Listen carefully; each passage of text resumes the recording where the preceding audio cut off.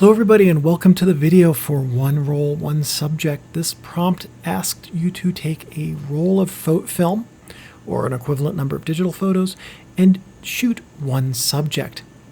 So I did that in April of last year, and here are 5 of the photos. It turned out well from an old road grader I found on the side of a road. And like I said in the last video, if you see something interesting on the side of the road, photograph it, because when you come back, it might not be there. So anyway, so here are 5 photos I took. They're all different detail photos of different parts of this. Maybe it was a Case 520. I don't remember for sure. It was a piece of yellow iron on the side of the road at a construction site. And I was just like, oh, yeah, I used to write safety plans for these places. I can probably be this close. I did not cross into the construction site. Don't worry. Don't worry. It was right there next to the fence. Anyhow, let's get on to the photos you guys submitted. I just wanted to show you 5 different photos that I took so you could see how one subject could lead to 5 completely different images. We're going to go, I guess we'll start down here on the left this time. This first photo comes to us from Stewart, and this is almost looks like an infrared photo. It's kind of hard to say. It's really glowy. It might be that it's just, this looks like another pinhole photo, and pinholes not having any glass elements don't cut out any of the light waves that pass through them. So you get a little bit of a different image aesthetic because you get the infrared, and if your film has any sensitivity to that, it picks it up. You also get the ultraviolet, and again, if your film has any sensitivity to that, it picks that up as well. So I'm not sure if this is intentionally an infrared photo or if, although you can see through the water, and I don't think generally in IR photos that the water has any transmissibility. Anyway, this is also a really contrasty photo because you've got the bright whites of the trees and the darkness of the surrounding soil. This is one of those photos that intentionally takes the camera and angles it, right? And it breaks a whole bunch of rules. It does. Like generally speaking, if you're going to angle the camera, you want to keep your image perspective, your in line with that angle. So if you moved a little bit to the right with this and you had that water going back through the trees and you turned this into a portrait orientation image, then you would get a deeper perceived depth, right? But I think one of the things that really works with this image is that it breaks that rule, because now you've got all of these vertical elements in this horizontal image. So the elements don't align with the structure of the image, but it also having this as in landscape orientation lets you have more of this water body that's in the foreground, which is a really interesting visual component because it's broken up by all of these different vertical elements, both the ones in front of it and the ones that are behind it that are reflecting in the water. So, and also a really good use of a very long exposure photo where any movement in the water has blurred into just a general smoothness with reflections. So you can see in the reflections that there is actual energy in the water because they aren't perfect reflections. There's some blurriness to them. So one thing that would be interesting to try with this exact setting would be to try an image where you are only photographing this little bit of water right here. So if there were a spot, say over to the left, where you could fill the entire frame in portrait orientation with just the water. That might be an interesting experiment to try with this location too. But overall, a really good image for one of the reasons that it turns a lot of the conventions about image structure on their head and does so successfully. Here's a photo from Dmytro Chaika, which is a snow-covered tree. And really enjoyed the way that the different tones and the contrast, the relatively shallow depth of field, all work together to create this image. And also, just from a technical perspective, yeah, we lose a little bit of the detail in the bark, but if you look at the rest of the image, and one of the reasons that this works is because this was taken under a very even lighting. You can see that it's kind of cloudy on the day that this photo was taken. There's no blown out highlights. the sky is a uniform color, but in the snow on this tree, you don't have any areas where it's just white without detail. You still have detail in the snow throughout. And then also we talked in the last photo about the trees being vertical and the landscape-oriented image. This one follows a more traditionally structured image of having a vertical subject of the trees with a portrait orientation in the framing. So if you think about these two photos that we just looked at next to each other, which we've done, they take very similar subjects, trees and water, and go about them in completely different ways, and they're both successful. They're both black and white, and they both have bright whites and dark darks and things like that. But this is an example of the way that we've talked a number of times in videos throughout these contests of how rules exist because they make images better. But rules really, they're guidelines. There's always a way to prove that if following a rule is not the best idea for a specific setting or image. But there's also always ways to show that following a rule is that best way. So the point I wanted to make with these two images is just to say that similar subjects and settings, completely different images, both of them completely successful. There's not necessarily one right way to always photograph a subject, and sometimes you have to photograph similar subjects in different ways to get successful images. This photo comes to us from Ali Tarlani, and this is an up-close photo of a dried rose. So one of the things about this photo that stood out is the front petal, which is very blurry. Now, macro photos, just by their nature, have very shallow depths of field that owes to lens optics. There are a few different ways to do this. One is to have a tilt shift setup with your macro lens. If you're on mirrorless and have an SLR lens, you can get a tilt shift adapter. They're not cheap, but you can do it. You could also get a macro bellows, a tilt shift macro bellows, or build one like I did a few years ago. I never made a video on it. That allows you to use a standard lens for macro work and then have a full range of tilts, shifts, rises, falls, tilt, shift, rise, fall, and rotation as well. So you get full control on the X, Y, and Z axis on both the lens and the film plane. You could also do that with a 4x5 camera. But there's another way you can do that that's a little bit cheaper.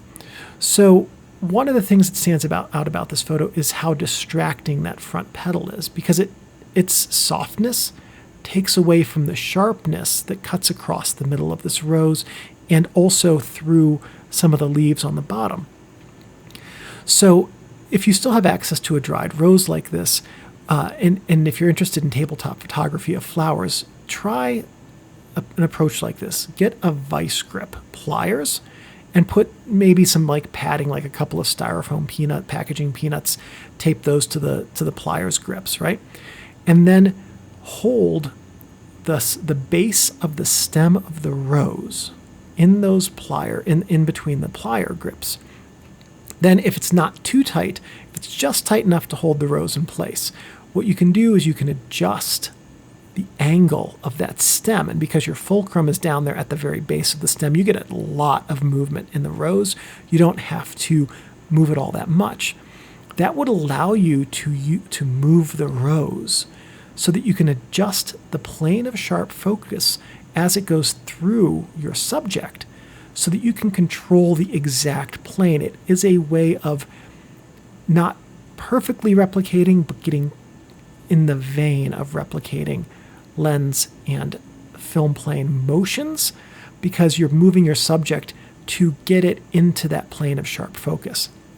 And the reason that I suggest doing something like that for a photo like this is, imagine this photo if that front petal had been in sharp focus as well as the center of the rose. Everything else between those would fall into suitable focus as well, and then behind it, who cares? We don't need that to be in focus. But then that would add a ton of texture to this image. And also, just as a fun aside, it would be an interesting way to play around with controlling subjects on your tabletop studio setup. If you've got the ability to completely control your subjects as you would with this setting, absolutely go for it. Control in as much as you can control as a photographer when you're doing photos like this on tabletop is a really important skill to master. And as we've seen in other photos from Ali, he's got tons and tons of technical skill in this. And this one here is just an idea of how to approach controlling the subject in a different manner. Our next photo comes from Lukasz Apte. And this is a photo of a kookaburra, maybe? I'm not a bird expert. But one of the things about this is, again, as we've talked about with multiple animal photos through this year's contests, is that they move quickly. So the point of focus on this bird here is its tail feathers. Could very easily have been its eyes, a 1/16th of a second prior to this photo being taken, but animals are fast and they move in and out of the plane of sharp focus quickly. One of the things we notice looking at the background of this photo, look at the specular highlights in the blurry areas. There's no angularity to them at all, which means that this lens was being shot wide open. So hard to say what film this is. It looks like, I would guess this is probably, it's got some grain, so it's probably like a gold 200, or the colors don't look right for Ultramax. And it doesn't look green enough to be Fuji. Could be something like one of the other 100, or like Pro Image or Color Plus or something like that. But I don't think it's a particularly fast film. Oh, could be Portra 400. Anyway, I think it's a Kodak film. That's the point. I think it's a Kodak film that's not 800. It's not a super fast film, which means that he probably had to shoot wide open, given that this bird's inside of a tree and would be inside shade, in order to get a proper exposure. When you're shooting film with wildlife, it's very hard to capture birds. A lot of people have spent a lot of money getting photos that aren't perfect of birds on film, including myself. So at any rate, the point that I'm trying to get to with this is, when you're using film to shoot wildlife, the faster you go, the better. Portra 800 is going to be a really good choice for that. If you're comfortable shooting black and white, grabbing something like a Tri-X and pushing it to 1600, or Ilford 3200, shooting that around 1250, a Kodak Professional 3200 around 1600 also. Those are really going to be good options as well for shooting it. Just with some of those, you don't get color. But at any rate, to get back on track, you can see in the specular highlights that this lens was shot wide open, stopping this lens down to round about f8. I'm going to guess that this is probably an f4 telephoto, f4 to f5.6 in that range. Shooting it at f8 to f11 could have given you enough depth of field to get the bird's eye in suitable focus. You just would have had a significantly longer exposure time. So just a couple of observations there about that photo. This next one comes to us from Randall Dunphy, who is showing off that he was the person who got his hands on some lomography turquoise this year. Man, that stuff was hard to get. I actually don't know if this is lomography turquoise or simply something like an expired slide film. It's a little bit hard to tell the two apart. But that brings me to the first point about this image, which is the strong blue and purple cast in it. And we know that these are old Pullman rail cars, right? And they're wood, so we know they're going to be brown. And so to have the purple coloration in it is like a disorienting thing, because those shouldn't be purple. I think that these look like they would be absolutely fascinating, just totally fascinating photographic subjects. And we'll see another shot of these on Friday with the black and white category. And that shot, I think, is a little bit more successful than this one, because in this one, the color is disorienting and it becomes a little bit distracting as well, because it is so far from what's normal. Another thing with this photo is look at a little bit of the composition, okay? If we look at the foreground, we've got this large negative space of white area in the foreground, which is taking up a disproportionate amount of the image. Imagine if the camera had been lifted, not tilted, but lifted up a little bit to cut out some of that foreground and then have the sky be a little bit more in the top of the image. Or if it had been lifted and taken a couple of steps forward so that we would get more of the Pullman train cars in the image as well. Those are really what the important part of it is. And one of the things that is really working well here from a technical perspective is that the camera is level. And that means that the verticals are all vertical. They're parallel on the vertical axis. And when you have a subject like this, which has a lot of vertical lines in it, you definitely want to keep those on the vertical. So really good instinct to keep that camera level and to make the decision to compromise on having those level verticals with a little bit of additional foreground. Photography is always about making a choice, a compositional choice. What trade-offs are we going to make? You're never going to get a 100% perfect composition, right? There's always going to be something that you can look at in every single image and say, this even imperceptibly minor tweak, but that doesn't mean an image isn't going to be good or successful. This is still a good image. It's just an example of how, as a photographer, every decision you make when you push that shutter button involves mentally calculating all of the different potential trade-offs in that image. Am I going to take up more of the image with the Pullmans, but then have to tilt the camera upward? If so, am I going to make it really dramatic, or is it going to look like a technical mistake? Or do I step back, capture more of the scene, and make sure everything's vertical? So all of these different things, as they ideally are subconscious, but you should be aware of them, hopefully, when you see an image like this as well. So I do think that Pullman in the back would be a really interesting photographic subject as well. It looks like it has a little bit more character. I don't know. Maybe it's just the way that the film's rendering them. Anyway, these would be a lot of fun to photograph. Next photo comes to us from Gabriel Silvaz, and as I think I said in one of the previous videos, cars are a great subject for one role, one subject, because it forces you to look at this completely pedestrian, everyday object. Very many people own cars, or very many people live in areas where there are cars right near them. So you look at this completely pedestrian object of a car, and modern cars, they all look the same, really. Like, we bought a new car this year, and the only reason I can tell it apart from any of the other red SUVs on the road is because the taillights look different. Like, cars look the same. So if you force yourself with an exercise like this to photograph a car, you're going to force yourself to take photos of it in different ways that expand your horizon on how to photograph a completely boring subject in a new and unique way.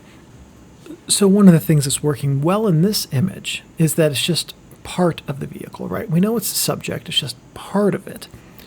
So if you wanted to take an assignment away from this, and you haven't ever tried this before, find a car or any vehicle. And I only think of vehicles because they work well and they're ubiquitous. I used a demonstration of some yellow iron at the beginning of the video. Anything like that will work. And then just go and take 35-ish photos of it. Force yourself to try and compose things differently. Focus on different individual parts of your subject. So if we look at this, what we have here, what are some things we could photograph on this car that could potentially be like a different way of approaching the subject? We've got some pretty shiny rims there, maybe some detail shots of the rims, because if we got really close to those, like as close as the lens will focus, then they just become shape. And the reflection it just turns into color fields. And then, of course, we have the dark background of what's behind the rims, or maybe the disc brakes or the color of the brake calipers, for instance. We have the darkness of the tire. So if you imagine an image that has like some bright red calipers behind chrome rims and then a black tire, hemming it all in, something like that, and you just focus on a quarter or a sixth of the rim, then you end up with a shape that becomes more of an abstract image. Headlights, the same thing can be said about those. Or you can take a photo from head on with the car and capture just part of it. You can work on the interior as well, or the engine, things like that. Just think of all of the different ways. So just just pick an object and look at different things. And one of the other things that when you get really, really close to your subject that you're going to learn is that the closer you are to the subject, the easier it is to control your image. So let's look at a couple of things here in this photo. You notice the house in the background with a couple of trash cans. Matter of personal preference, trash cans and images are a huge pet peeve of mine. Not everyone is as annoyed by that as I am. For some reason, I just look at them and I'm like, it's not just this photo, it's all of them. I have cloned out trash cans galore on photos that I've taken. Anyway, so there's the background here, which does lend itself to setting, which is suburban U.S. And then there's the ghosting. The ghosting, honestly, the three little hexagons in the image, not a huge deal in my mind, but ghosting can interfere with an image. One thing I really do like about this image is the way that you have the 6-pointed star on the top of the car, on that really bright spot where the sun is reflecting off of it. So that in the other places on the hood and in the headlight as well.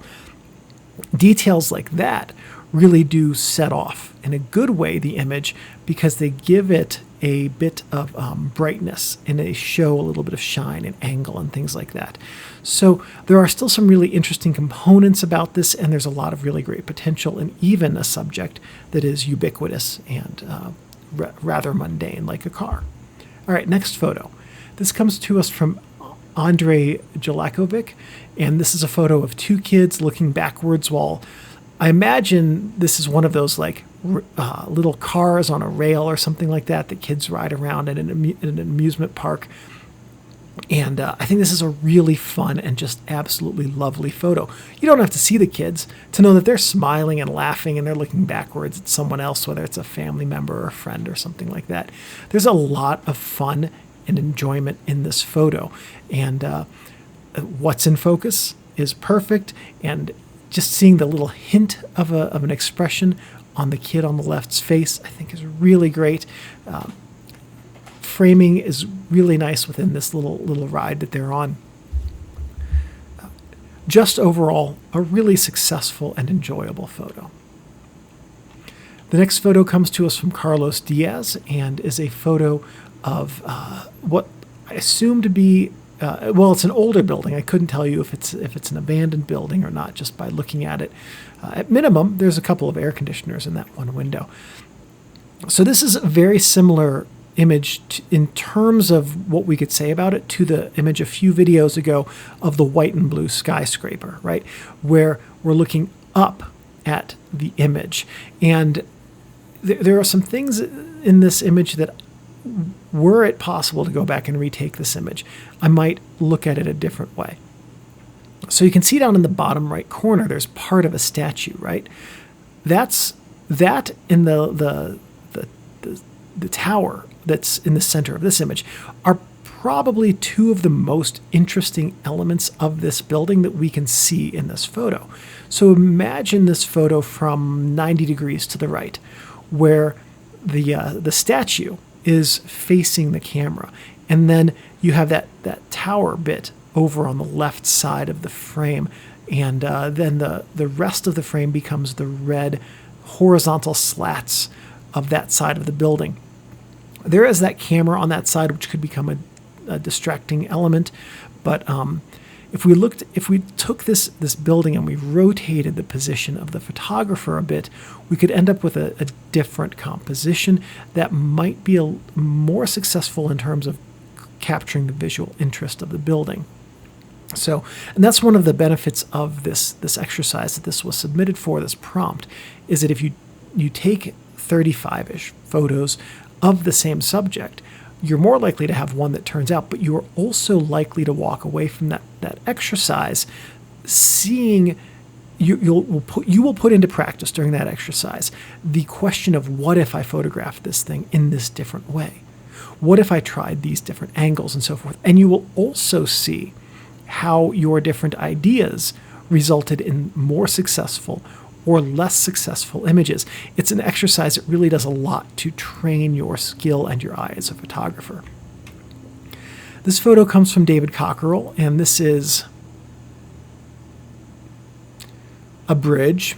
Initially when I saw this, I'm like, oh, that's a Golden Gate because it looks like it, but it's not. That is not the right surround.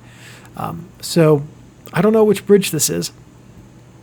But anyway, so from composition, in terms of composition, it's fairly good.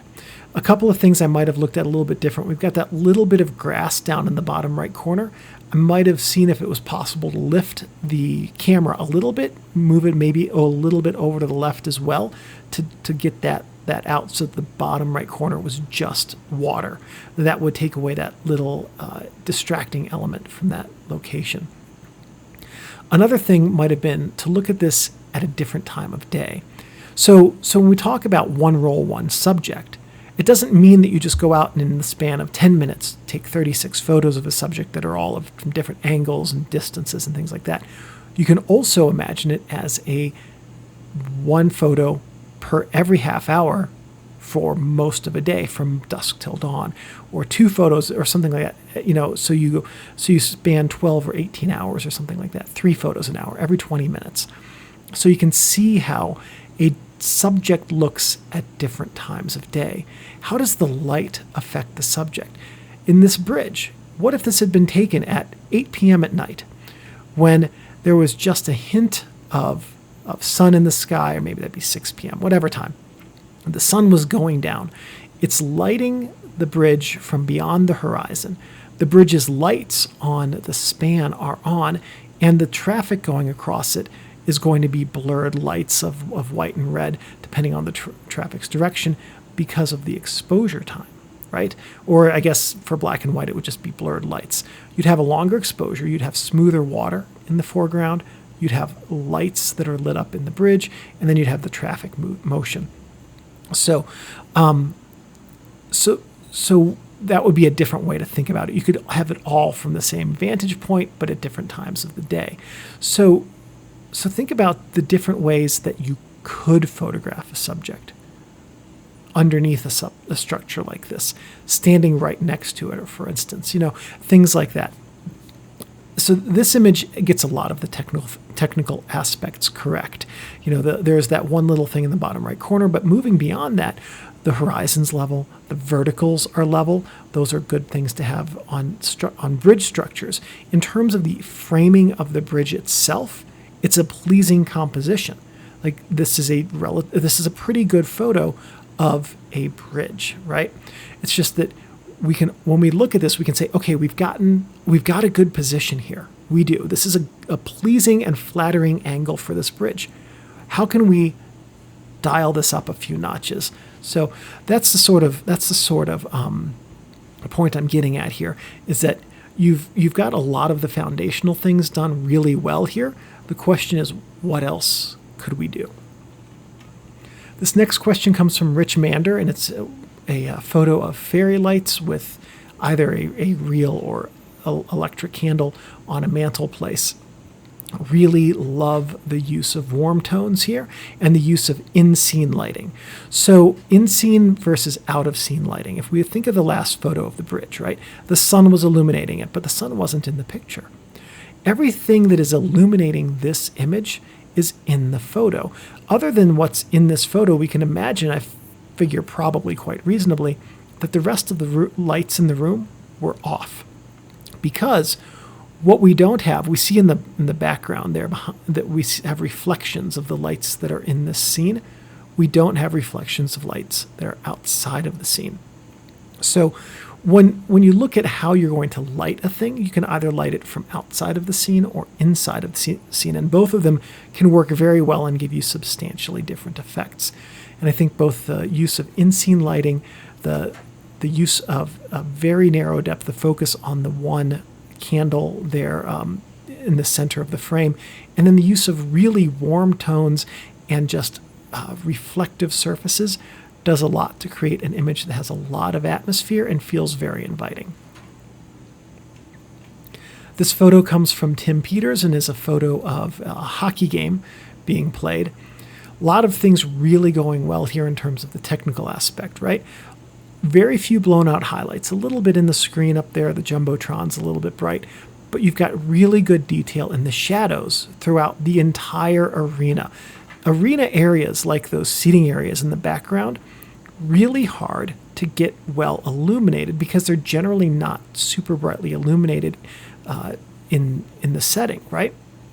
Also, you've got a fast enough shutter speed to kind of freeze the motion of the 4 players, but not so fast that there isn't a little bit of motion. You can see the ref in the background's a little bit blurry, and then their sticks are all clearly moving as well.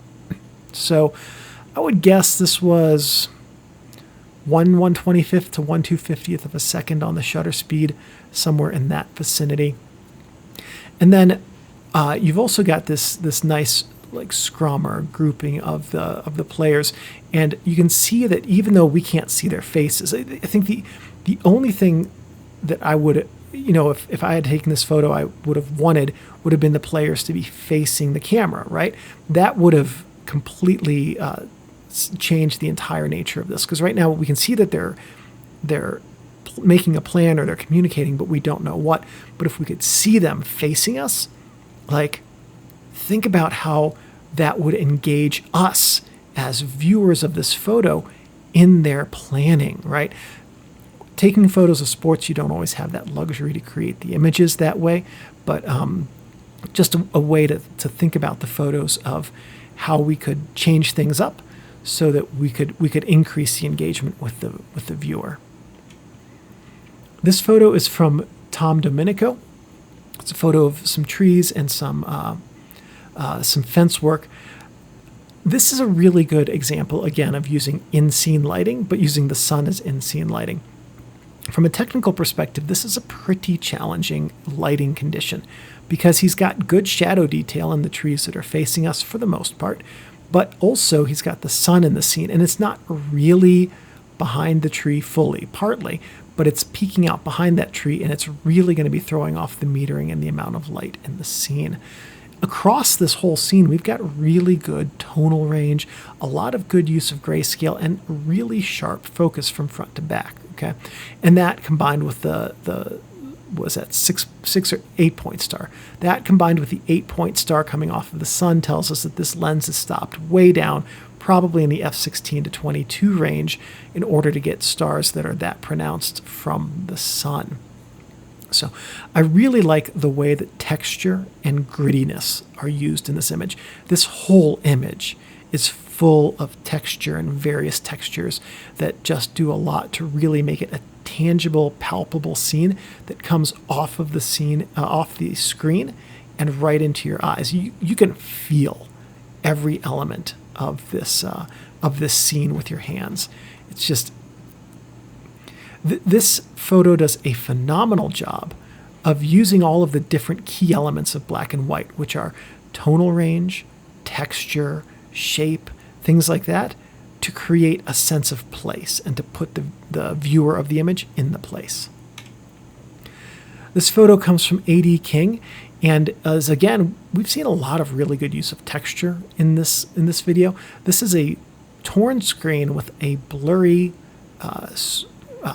tree behind it. And this is much, much different than the other photos we've seen from A.D. King in these videos.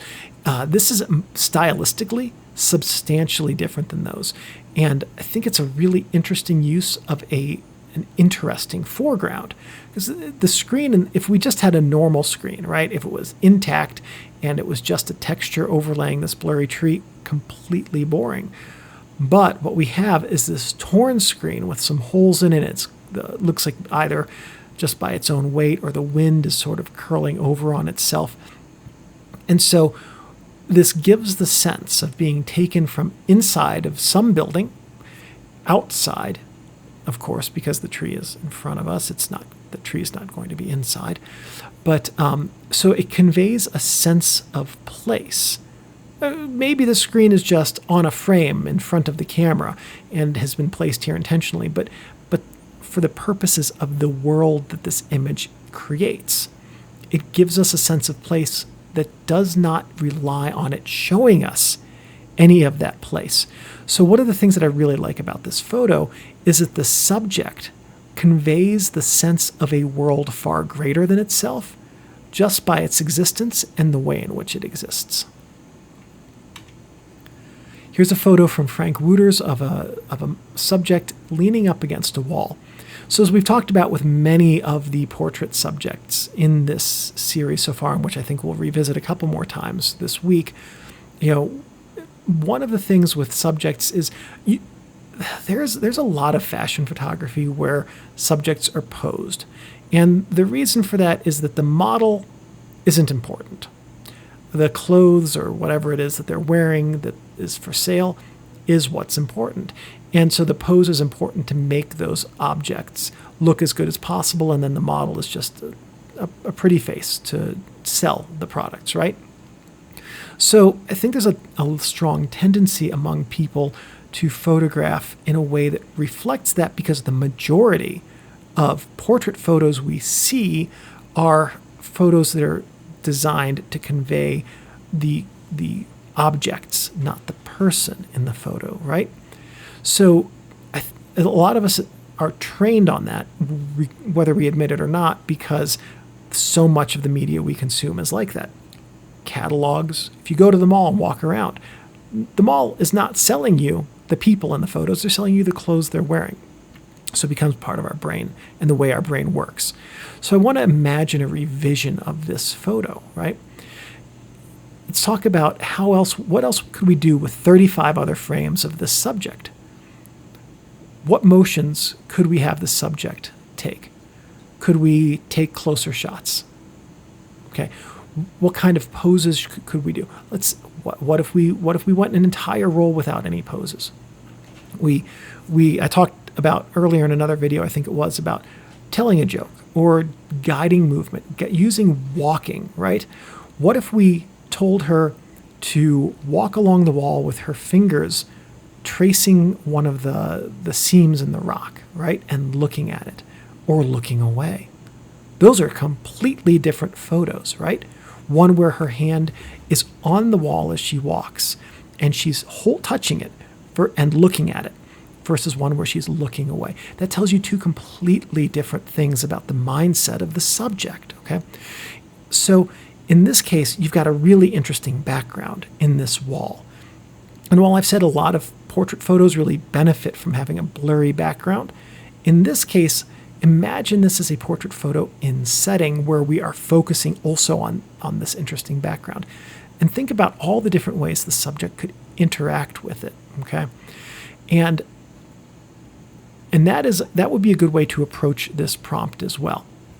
And I think that would drive some really interesting photos of, and also for us as photographers, drive some really creative innovation in the way that we work with our human subjects to obtain the best photos from them. This photo comes from Milan Cetic, and this was a photo that was taken out the window of a fast-moving train. So this was part of a series that he took. So this was part of a series that Milan took, looking at as from part of a travel. If I remember the note that Milan included with their email. So when you have trains, right, or any fast-moving vehicle, you're looking out at, you've got something in the foreground that's going to be very blurry because its relative speed to you is significantly faster than the relative speed to you of what's in the distance. And so one of the ways to capitalize on that is to find places where you've got a good spread of subjects, of things rather, going from near to far, so that you can capture the different amounts of blur on each of those, going from front to back. So if you were to think about a potentially different location for this is in the American Midwest. There are cornfields that never end. And if you grew up in the Midwest, you know what I'm talking about. Why would we fly someplace when we can just drive 17 and a half hours instead? And it's 17 and a half hours of cornfields. And it's like looking at a record when it's from the side as it's playing, because it's just the same thing over and over again. But one thing that illustrates is that as you're looking at down these cornfields, you every split second get this perfect view of this horizontal line going down the cornfield. And then there's all of these other lines that are at just slightly different angles. So that's one way to think about taking a photo of moving sideways again at high speed against your backdrop, is trying to convey the sense of depth and speed at the same time. And right now, if we look at this photo, you basically have it cut in half, right? The bottom half is motion blur, and then the top half is not blurred. So it feels like it's two images that are stuck together, and they're vying for different ends. So this photo comes from Mengle, and this is a photo looking through a forest at down a path. Okay, and so as we talked about with the previous forest photo, this is one that's a little bit hard to tell exactly what the subject is. We can infer that the subject is the path, right? And from a compositional standpoint, like this is a fine photo. We've got all the converging lines going right down the middle. We've got really good verticals in the trees and a really good exposure. So the technical points of this image are really doing very well. So the question is, what do we want to say about this subject? So we're looking at this as a prompt of one role, one subject. So we could take 35 different photos, let's say, of this path in this forest. How else could we do it? What if we brought one of our friends? We had one of our friends walking or driving down this path, right? Walking away from us or walking towards us, driving away or toward us, would tell different stories in this scene, right?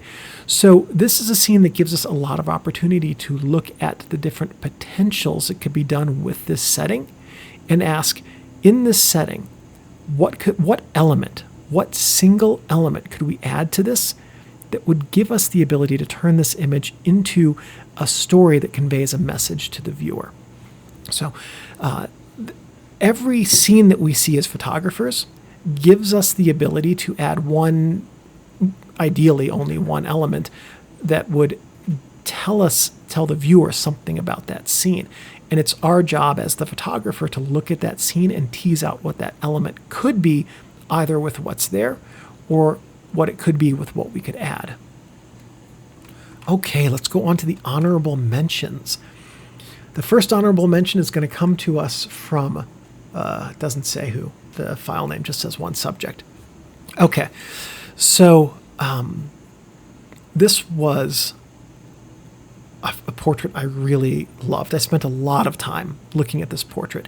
And so the first thing I'll tell you is, why is it that this isn't first or second place? And it boils down to the background. That's it. So because the background is two horizontal lines, one of which goes right through your subject's head, it becomes a distracting element. The subject this is a really good portrait, right? This is, if we've seen, think about the other portraits we've seen in the videos so far this week. Generally speaking, they're wearing nice clothes. They've got, well-combed hair. And a lot of them have fairly posed expressions, right? We can tell that this photo's posed, but this expression almost looks startled. Like, oh, I'm supposed to pose. Oh, okay. You sure? Why do you want to take a photo of me? I got a hole in my shirt, right there on his shoulder. And like, this is, if not the most honest portrait in the whole contest this year, maybe the second most. This is really a well-executed portrait because it says, look at this subject. He's not perfect, and that's cool because none of us are. And so, I don't know. There's, like I said, the only thing really wrong with this is the background's distraction, right? Different background, completely different outcome for the placement of this photo in this contest. I think this is just a really well executed photo. So, really good portrait. This next one comes to us from Samuel West, and it's a photo of water coming over some rocks. Okay, so why is this an honorable mention and not first or second place? It's the horizon line. Okay, so horizons are hard in landscape photos. Let's take a look at a couple of things here. If you look in the top of the photo, you can kind of see that the horizon's at an angle. If we go between the into that first going downward, now there's a layer of rocks, okay? And then you can really see that the water's got a horizon line that's not quite level, okay? It looks level at that very bottom, but if you look at the direction of the water, it's flowing left to right, as well as top to bottom. So it looks like the photo was corrected for that section of water, but realistically, I think it should have been corrected, the horizon should have been corrected for that second tier up of water. And angling the photo just slightly so that that's level, because of the direction of the water flow in the foreground, I don't think it would have looked like the camera was placed a little bit cockeyed. But why I said earlier that horizons are hard in landscapes is because the camera may well have been perfectly level to take this photo. The geometry of three-dimensionality when converted to two-dimensionality plays tricks on the geometry of your image. So imagine you're standing on the shore of a lake, okay? And you've got close shore off to your right and distant shore off to your left. They're perfectly level because water is perfectly level, just the way that it settles out. But imagine now that you've taken that three-dimensional space and you're converting it to 2 dimensions, which means taking that leftmost horizon point and pulling it to where it's on the same horizontal plane as your rightmost horizon point. Things that are more distant when we pull them forward move forward on a different plane, so that leftmost horizon is either going to be up or down, should be down from that nearer horizon point.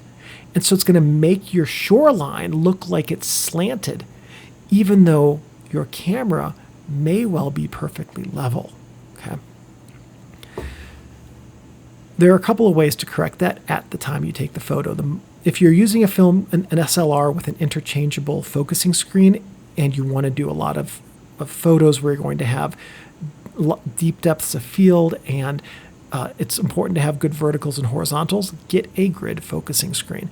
If you're shooting digital, turn the grids onto your display or your live view, okay? And line up your verticals and your horizontals with your grid lines. And that's going to give you a result that more aligns with a good horizontal and vertical lines straight out of the camera. So there are a lot of things really going well with this image. In addition, the use of a long exposure here is great. I think also the use of the dark shadows in the rocks, really stunning. You could have gotten away, by the way, Sam, with a longer exposure than this. If you had tilted the camera down, let's imagine going back to this location, and you're at the exact same spot. So you tilt the camera so that that middle tier of water is now horizontal, and now you tilt the camera down so that those rocks at the back and the left are basically the top of your frame, and now you have a longer exposure. You get more shadow detail out of the rocks, and that little bit of water that's going to be peeking around behind the top frame will just be completely blown out in white, and that's fine because that's not what the important part of the image is. Everything between the rocks is important, and you'll still get lots of water detail in there and a little bit more shadow detail.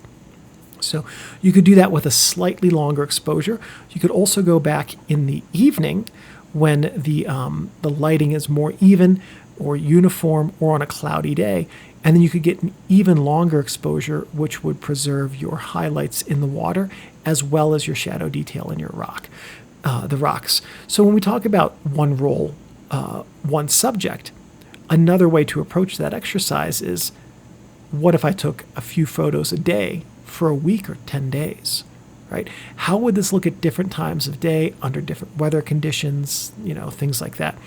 Before rain, in this waterfall situation, when it hasn't rained in 2 weeks versus right the day after it rains. These are different potential structures for an image that you can force yourself to think about when you revisit the subject multiple times to take photos of it over and over again. This is one of the reasons also that a lot of photographers are attracted to the same subjects over and over again for many months or years on end. Our next photo is from Eduardo Monteiro, and this really enjoyed this photo. This one I debated. This one almost got second place, and I think you guys will see why when we get to second place that I put this one into honorable mention. It was very nearly a coin flip. I really liked the way that this photo uses color and darkness. Okay, you get the shape of the subject's face with that single or generally single lighting source over to the side. And then you have a little bit of red reflected in the sunglasses and on his forehead, but nowhere else. And then a few specular highlights from the lights off in the distance, out of frame in his glasses. Like, really good and conscientious use of the way that light interacts with subject and also with composition, and the way that your lighting informs your shadow space, and how all of these things can be paired together to have a minimal amount of information tell you what the whole subject is. Like, what information do you have about the subject? You've got a few hairs at the top, a third of his forehead, the angle of his nose, the glasses. You get more information about the glasses than you do about the entire face of the subject. You move down his face and you've got the line of his lips and chin and a little bit of light on the sneaking past that. And then you've got his neck and the collar of his shirt.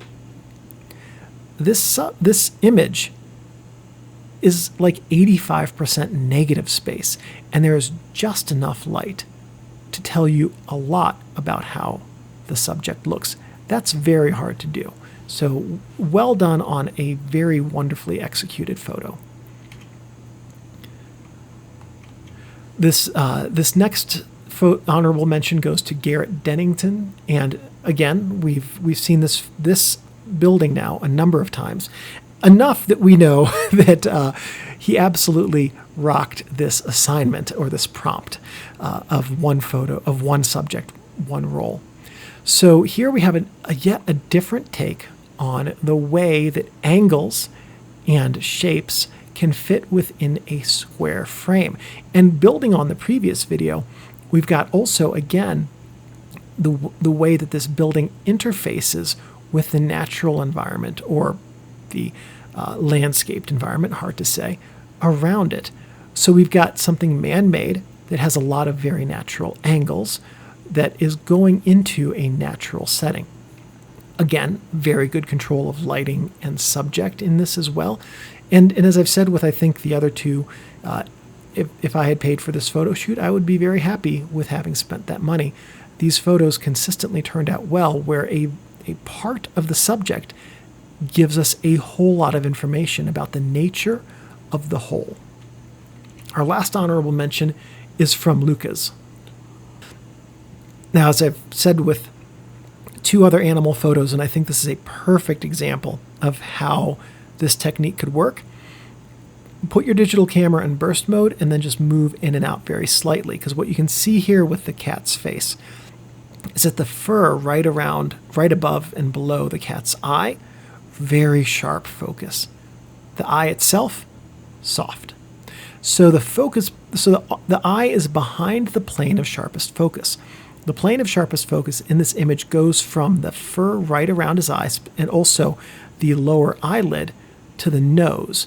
And you can see that also reflected in the towel that the cat, or whatever it is that the cat's resting on, because that plane of sharpest focus is in front of, or is underneath the cat's face there, and you can see that it's going to be in front of the cat's eye. So with this shot, it could very well have been that the cat's eye was in focus when you focused the photo, but that the cat moved just slightly, or your hand shifted just slightly. But this is one of the reasons why burst mode, moving slightly in and out when you take a portrait photo of an animal like this, can help ensure that you get a photo where the dominant or both eyes are in sharp focus. Now, this does also kind of hint at a limitation of some SLRs. I don't know how fast the lens is that this was used. We can tell it's shot wide open because of the out of focus characteristics. I'm going to guess this was a 50mm 1.4. Let's assume for the sake of argument that it was. If you are finding when you use a fast lens wide open that your focus is consistently not in the right place. One thing you can do with your camera is go into bulb mode, grab a cable release, lock that shutter open because you don't want to mess this process up, trust me. And you're going to put some frosted cellophane tape over your shutter area vertically from guide rail to guide rail. What you're going to do then is you're going to play with that, or you could do it through the viewfinder first, whichever is easier. You're going to focus on something as close as your lens will focus, like the point of a pencil, because it's a very finite point. And then what you'll do is you will verify the focus on that cellophane tape, and this is why it's important to go from guide rail to guide rail, the interior focusing guide rails, by the way, because you want the frosted part of that cellophane tape at the same plane of focus as your film. So you'll then verify that what was in the viewfinder, that you properly focus the tip of the pencil with your lens wide open at the closest focusing point, and you can verify in your viewfinder you've done that, and then you verify on this frosted ground glass that you've made with cellophane tape that your focus point is the same. If they're the same, great.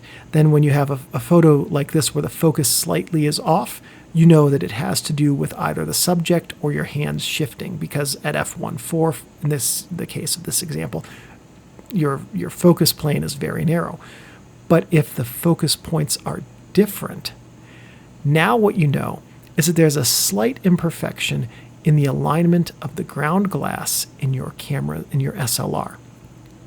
That is something that you would probably have to send it off to be repaired for, unless you can swap out the ground glass yourself and just reseat it, and maybe it just didn't get seated correctly.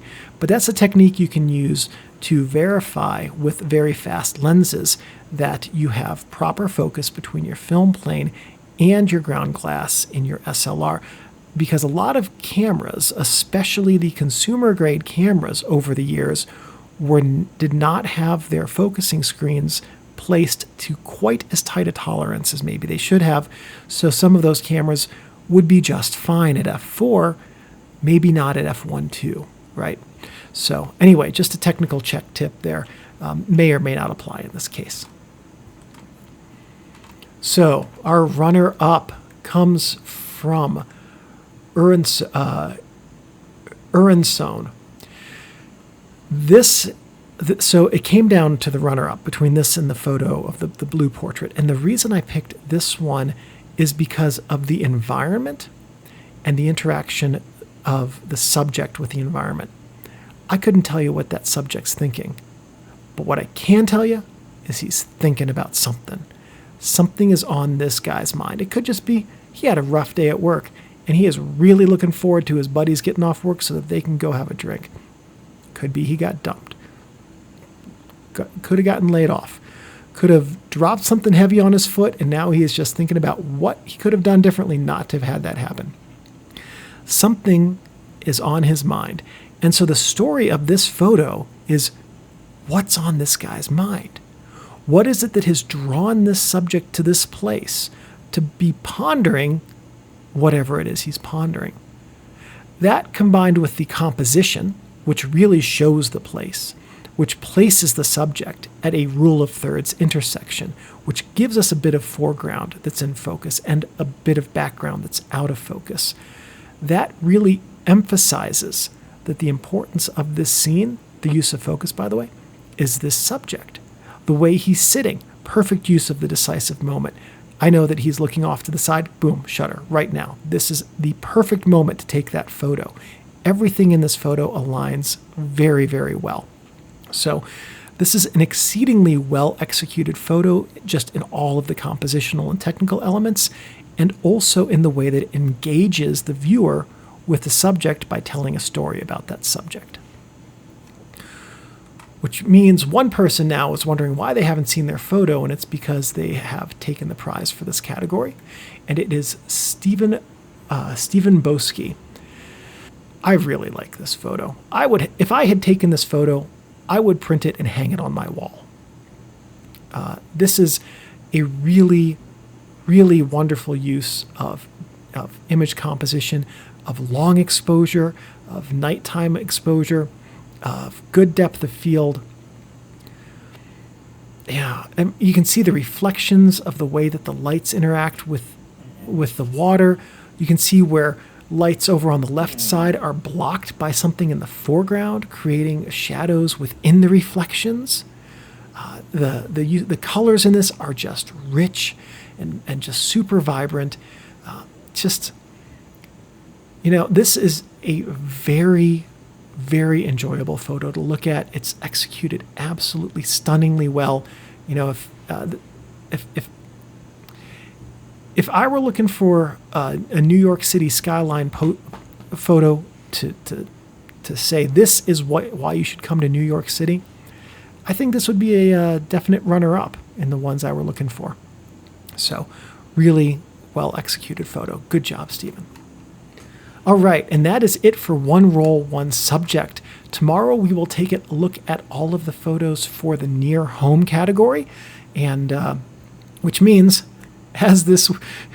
for this contest we are nearing home. But I just thought of that. I really wasn't planning that. Honest, I wasn't. See you guys tomorrow.